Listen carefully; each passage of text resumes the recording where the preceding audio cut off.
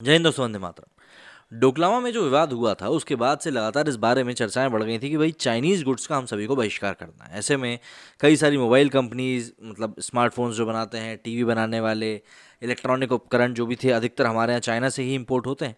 तो इन सभी के ऊपर रोक लगाने की बात चल रही थी। पब्लिक का भी बड़े जोर शोर से कहना था कि भाई चाइनीज़ गुड्स का बॉयकॉट करेंगे। दीपावली के आसपास तो इस तरह की बातें काफ़ी ज़्यादा बढ़ जाती हैं। लेकिन जितना अमाउंट ऑफ गुड्स हम लोग चाइना का कंज्यूम करते हैं, उसको सडनली बंद कर देना कहीं से कहीं तक भी पॉसिबल था नहीं। तो इसीलिए ये जो पूरी बॉयकॉट वाली मुहिम थी वो कहीं ना कहीं बंद पड़ गई। मतलब आज अगर भारत और चाइना के बीच में 100% का कारोबार होता है तो 100% में से आप ये मान के चलें कि 80% भारत चाइना से लेता है और 20% उसको वापस देता है। अब इससे अंदाज़ा लगा सकते हैं कि क्या रेशो में यहाँ पर कारोबार चल रहा है। तो हम लोग ज़रा इस वीडियो में यही बात करने वाले हैं कि जो सीमा पर इस समय भी तनाव चल रहा है। अभी फिर से कुछ तस्वीरें आई थी कि सीमा के पास में चाइना ने फिर से कुछ गांव बसा लिए हैं, लड़ाकू विमान वहां पर उड़ ही रहे हैं।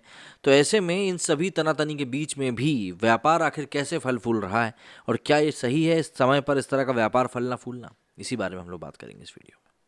भारत और चीन के बीच पूर्वी लद्दाख में साल 2020 में पनपा गतिरोध अभी भी सुलझाया नहीं जा सका है। हालांकि दोनों देशों के बीच 16 राउंड की सैन्य कमांडर स्तर की बातचीत हो चुकी है, लेकिन कंडीशन अभी भी वैसी की वैसी है। हालांकि इन सभी चीज़ों के बीच में सकारात्मकता बात सिर्फ यही है कि दोनों देशों ने बातचीत को जारी रखने में इनकार नहीं किया।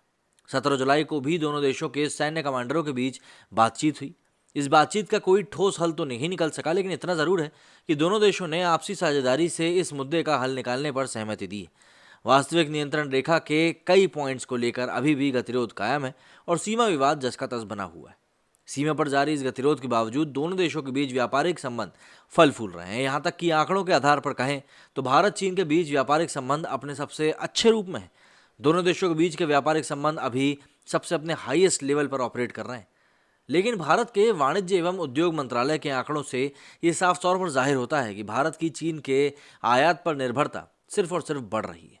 मंत्रालय की रिपोर्ट के अनुसार साल 2021-22 में दोनों देशों के बीच करीब 115 अरब डॉलर का व्यापार हुआ था, जो कि पिछले साल की तुलना में बढ़ा ही है। पिछले साल ये 86 अरब डॉलर का था। इसके साथ ही चीन ने भारत का आयात भी बढ़ा दिया है। इस साल जहां पर ये 94 अरब डॉलर रहा है, वहीं बीते साल ये 65 अरब डॉलर था। भारतीय मीडिया की रिपोर्ट्स के अनुसार चीन की सरकार के आंकड़ों को देखने पर पता चलता है कि दोनों देशों के बीच व्यापार बढ़ा है। साल 2022 के कैलेंडर की पहली छमाही में दोनों देशों के बीच करीब 67 अरब डॉलर का व्यापार किया गया था। लेकिन बात यही है कि यहाँ पर भारत का जो व्यापार का परसेंटेज है वो काफ़ी ज़्यादा कम है। लेकिन भारत के मुख्य विपक्षी पार्टी कांग्रेस ने प्रधानमंत्री नरेंद्र मोदी पर तंज कसते हुए कहा था कि एक और जहां भारत और चीन की सेनाएं एक दूसरे के सामने हथियार लिए खड़ी हैं, वहीं मोदी दोनों देशों के बीच व्यापारिक संबंध बढ़ा रहे हैं। कांग्रेस पार्टी ने अपने आधिकारिक ट्विटर हैंडल से ट्वीट भी किया था, जिसमें लिखा था कि जब प्रधानमंत्री चीन को अपनी लाल आंखें दिखाने की बात करते हैं, तब इसका मतलब दरअसल भारत चीन के बीच 67 अरब डॉलर के व्यापार से होता है, जबकि वहीं दूसरी ओर चीन सीमा पर धमकियां देता है। मोदी को निशाना बनाते हुए ट्वीट में पार्टी के ट्विटर हैंडल से मोदी के नारे आत्मनिर्भर भारत को चीन निर्भर के तौर पर पोस्ट किया गया था। भारत के अधिकांश फ्रंटलाइन न्यूज आउटलेट्स ने दोनों देशों के बीच बढ़ते व्यापार पर मोटे तौर पर तथ्यात्मक कवरेज ही की। हालांकि कुछ चुनिंदा मीडिया आउटलेट्स ने और विशेषज्ञों ने दोनों देशों के बीच बढ़ते व्यापार को लेकर चिंता जाहिर करी थी। उन्होंने इस बात पर भी चिंता जताई थी कि भारत चीन से लगातार आयात को बढ़ा रहा है, जबकि भारत से चीन को होने वाला निर्यात तुलनात्मक रूप से काफ़ी कम है। फाइनेंशियल डेली मिंट ने 20 जुलाई को अपनी एक रिपोर्ट में लिखा था कि एक आत्मनिर्भर राष्ट्र के निर्माण के आह्वान के बाद भी भारत का व्यापार घाटा चीन के साथ बढ़ता जा रहा है। व्यापार घाटे का मतलब होता है कि जो डिफरेंस होता है खरीदने और बेचने में, वही उसी चीज़ को व्यापार घाटा कहते हैं। भारतीय रणनीतिक मामलों के जानकार ब्रह्म चेलानी ने बढ़ते व्यापार को लेकर मोदी की आलोचना करते हुए एक ट्वीट किया था कि दिल्ली की कोई रणनीतिक सोच नहीं है।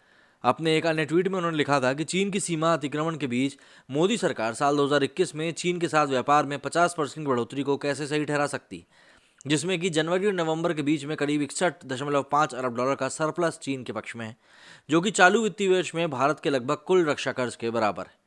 तो सीधी सी बात है, यहाँ पर भारत की जो सरकार है वो इस समय चाइना से बढ़ते हुए व्यापार को लेकर लगातार घिरती जा रही है।